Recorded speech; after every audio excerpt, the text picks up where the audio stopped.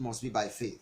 Now look at this. It said, for he that cometh to God must believe that he is, and that he is a rewarder of them that diligently seek him. He is giving us the condition in Hebrews chapter 11 verse 6. The condition of coming to God. That you don't just come to God. There are protocols. There are laws. And for you to come to God, you must have two things.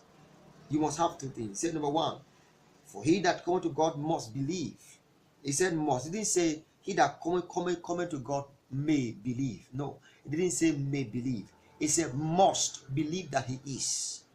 He is. That means he must believe that he exists. He must believe that he is God. He is. He exists. So anyone who does not believe that God exists is not qualified to come to God. How would you even come to him in the first place?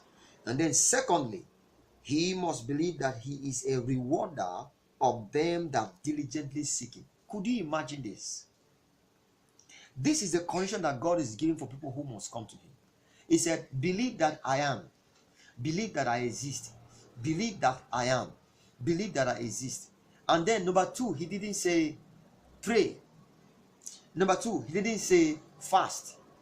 Number two, he didn't say have faith. No, he didn't say build church for me. He said believe that I am a rewarder. He must believe that God is a rewarder. That means if he does not believe that God is a rewarder, he's not qualified to come after God.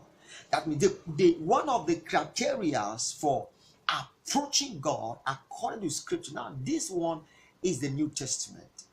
This is the new covenant. I said, if you want to come to God, you must believe that God is. Then number two, you must believe that he is a rewarder. So you must believe that God is a rewarder. No wonder God looked at Abraham and said, listen, Abraham, come out. And the Bible says Abraham believed in this God. And then the next thing that God did to Abraham was to give Abraham a promise. He said, Abraham, I will reward you. Wow. Wow. He gave Abraham a promise. He said, I will reward you. So that means, in other words, God is excited to reward. In other words, it is God's will, it is God's pleasure to reward people for serving him.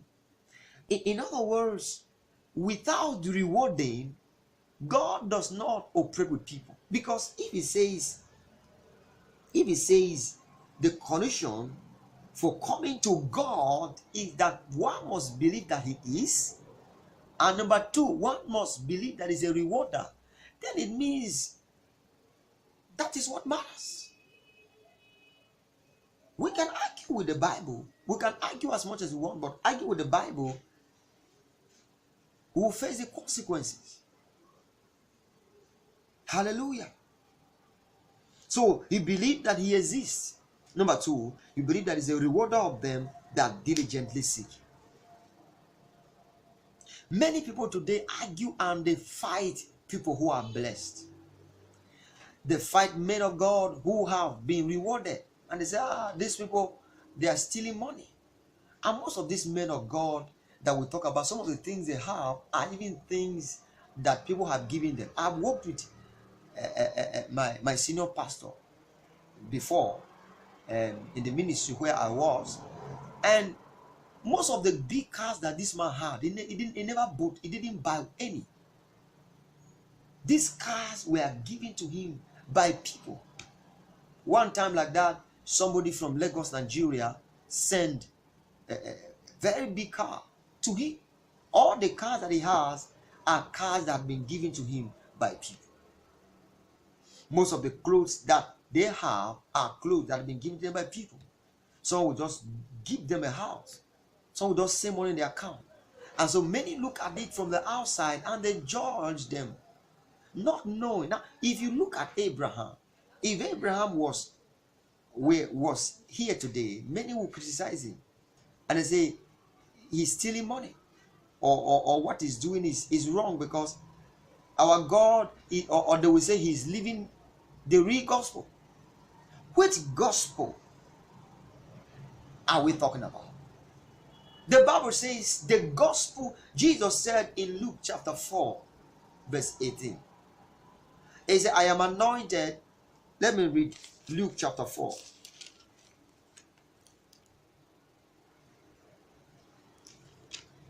Luke chapter 4.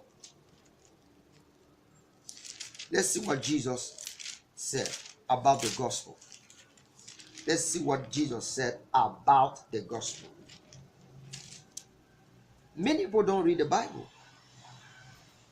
It says, the Spirit of the Lord is upon me because he had anointed me to preach the gospel to the poor. Did you see that?